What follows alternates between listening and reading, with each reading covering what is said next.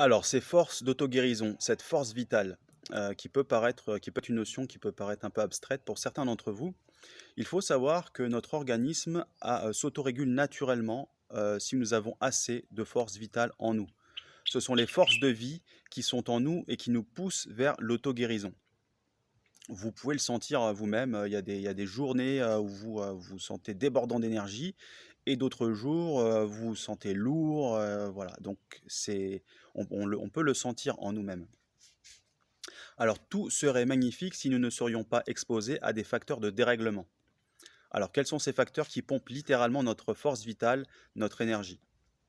Nos troubles physiologiques ne sont que l'aboutissement d'une exposition prolongée aux facteurs de déstabilisation psychophysiologique. Ce sont toutes les sources de stress qui nous entourent et qui pompent littéralement notre force vitale, nos forces d'auto-guérison, et qui, à la longue, peut conduire à des troubles ou maladies à force d'y être exposés. Alors, nous en avons trois extérieurs à nous, donc tout le milieu climatique, le milieu social, familial ou professionnel et le stress environnemental. Et une qui est inhérente à nous, l'hérédité.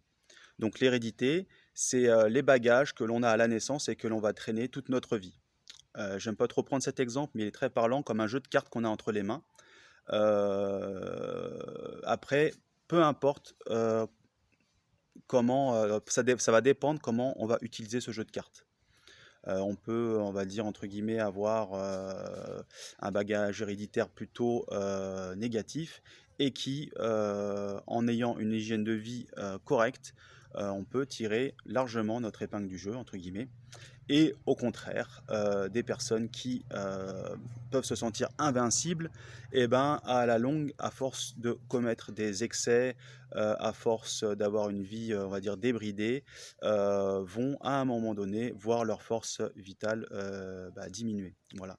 Donc le jeu de cartes, entre guillemets, hein, cet exemple, c'est une chose, mais ça dépend aussi surtout du comportement qu'on va avoir tout au long de notre vie. Voilà, mais c'est un facteur à prendre en compte, l'hérédité. Alors, je vais développer avec vous la notion de stress et le milieu climatique, mais avant ça, là, on voit encore le lien entre le corps et l'esprit.